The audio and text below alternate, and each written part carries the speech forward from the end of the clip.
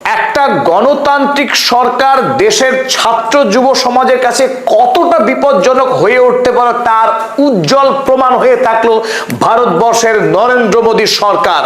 আজ দিল্লিতে বিরোধী দলনেতা রাহুল গান্ধীকে যে কায়দায় পুলিশ শারীরিক নির্যাতন করে অ্যারেস্ট করেছে এবং তাকে যেভাবে থানায় লকআপে আটকে রাখা হয়েছে, তাতে ভারতবর্ষের গণতন্ত্র কালিমা লিপ্ত হলো।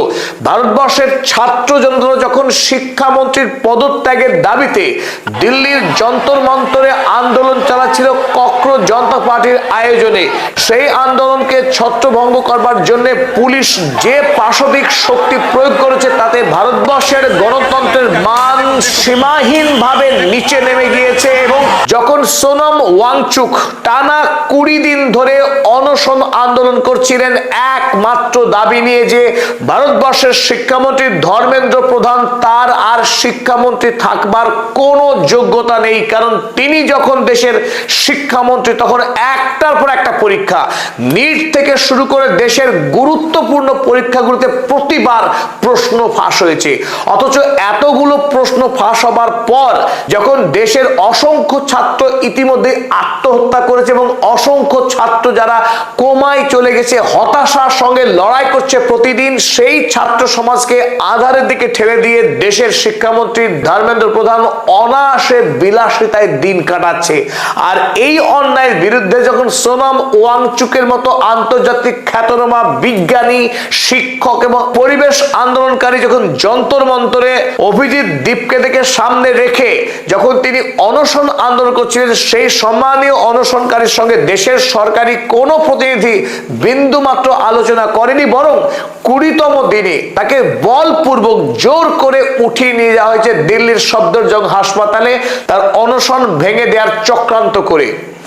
তারপরেও যখন 20 তারিখে প্রস্তাবিত পার্লামেন্ট অভিযানকে বন্ধ করতে পারেনি দিল্লি সরকার, যখন সেই আন্দোলনে দেশের বিভিন্ন প্রান্ত থেকে প্রায় 50,000 ছাত্র যুব জমায়েত হয়েছিল, দিল্লির যন্তর মন্তর থেকে শান্তিপূর্ণভাবে মিছিল করে তারা পার্লামেন্টে গিয়ে পার্লামেন্টারি কমিটির কাছে জবাবদিহি করতে চেয়েছিল কিছু প্রশ্ন তুলতে তাদের হয়ে, যেন পার্লামেন্টে আলোচনা করা হয় কেন শিক্ষামন্ত্রীকে বরখাস্ত করা হবে না।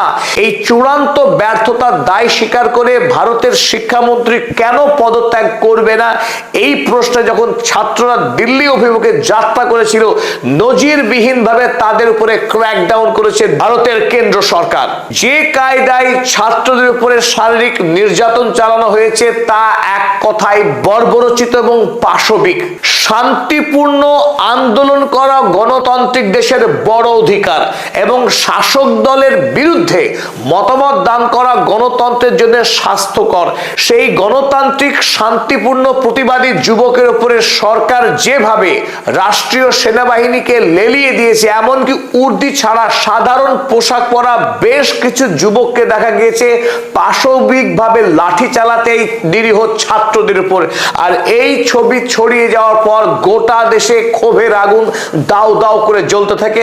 দিল্লিতে এই পাশবিক অত্যাচারের পর 20 তারিখের এই পাশবিক অত্যাচারের বিরুদ্ধে 21 তারিখে যখন ভারতবর্ষের কংগ্রেসের নেতা তথা বিরোধী দলনেতা leader of the opposition Rahul Gandhi এবং কংগ্রেসের গুরুত্বপূর্ণ নেত্রী প্রিয়াঙ্কা গান্ধী এবং কংগ্রেস দলের জাতীয় সভাপতি মল্লিকার্জুন খাড়গেরা এনসিপি এবং সমাজবাদী পার্টিদের নেতাদের নিয়ে দিল্লির রাজাজি মার্গ থেকে প্রধানমন্ত্রীর 10 জনপদের বাসভবনে লক্ষ্য করে যাত্রা শুরু করে।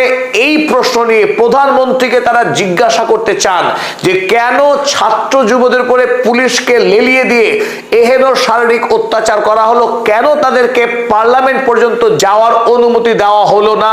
এই প্রশ্নকে সামনে রেখে যখন জাতীয় কংগ্রেসের নেতা রাহুল গান্ধী যখন পদযাত্রা করছিলেন, রাস্তা মাঝে যখন তাদের মিছিল কল্যাণজি মার্গ পর্যন্ত এগোয়, সেখানেই পদযাত্রাকে আটকে দেওয়া হয় এবং একের পর এক নেতার উপরে শারীরিক অত্যাচার করবার পর তাদেরকে চ্যাংদোলা করে তুলে নিয়ে গিয়ে প্রিজন ভ্যানে রাখা হয় এবং তারপর তাদের দিয়ে যাওয়া হয় দিল্লির মডেল টাউন পুলিশ স্টেশনে। শুধু রাহুল গান্ধী নয়, 21 তারিখের এই পদযাত্রা করতে গিয়ে অ্যারেস্ট হয়েছেন প্রিয়াঙ্কা গান্ধী এবং সমাজবাদী পার্টির নেতা অখিলেশ যাদব। আপনারা দেখছেন সেই ছবি, প্রিয়াঙ্কা গান্ধীকে যেভাবে মহিলা পুলিশ পুলিশ কর্মীরা জোর করে তাকে ভ্যানে তোলার চেষ্টা করছে। তবে 21 তারিখের এই আন্দোলনের একটাই উদ্দেশ্য ছিল 20 তারিখে যে ছাত্র জনতা যারা পার্লামেন্ট অভিমুখে যাত্রা করেছিল তাদেরকে যে নির্যাতন করা হয়েছে তার কয়েকটি ছবি আপনারা দেখুন। এখানে একটার পর একটা জায়গায় ফ্রেমে আপনারা দেখতে পাচ্ছেন যে ছাত্রদেরকে পুলিশ কি কায়দায় তাদের উপরে শারীরিক অত্যাচার চালিয়েছে। একজন নিরীহ ছাত্র তাকে একসঙ্গে 5 জন পেটাচ্ছে, যাদের 3 জন তাদের কোনো পুলিশি না আছে, পরিচয় না আছে, উর্দি এবং পরিচয়হীন ভাবে কিছু যুবক এই ছাত্রদের উপরে পেটাই শুরু করে দেয়। আপনারা এই ছবি দেখলে আটকে উঠবেন, গোটা শরীরে তার রক্তে রক্তাক্ত হয়ে গেছে, তিনি দুহাত তুলে দিয়েছেন আত্মসমর্পণের ভঙ্গিমায়, তারপরেও চলছে তার উপরে জুলুম। এবং আরো আশ্চর্য, 20 তারিখের পার্লামেন্ট ভবনের কাছে ইন্ডিয়ান ফৌজ যেভাবে তারা তাক করে থাকে মেশিন গান নিয়ে, সেই ছবি একবার দেখুন যে একাধিক পোস্টে এই ছাত্রদের আন্দোলনকে রুখে দেওয়ার জন্য তাদেরকে বন্দুক ধরে যেভাবে তাক করেছে দিল্লির পুলিশ। অথচ এই পুলিশ দেশের জনগণের ট্যাক্সের পয়সায় বেতন পায়, তাদের কাজ দেশের ল অ্যান্ড অর্ডারকে প্রতিষ্ঠা করা এবং যাতে মানুষ গণতান্ত্রিকভাবে নির্বাচিত সরকারের ভুল ত্রুটিগুলো সামনে আনতে পারে এবং তার বিরুদ্ধে শান্তিপূর্ণ প্রতিবাদ মিছিল করতে পারে, এটাই দেখা কর্তব্য পুলিশের। সেই পুলিশই নিরীহ ছাত্রদেরকে যেভাবে পেটাই করেছে এবং যেভাবে সামরিক অস্ত্রের আস্ফালন ঘটিয়েছে তাতে সন্ত্রস্ত সাধারণ শান্তিপ্রেমী জনতা।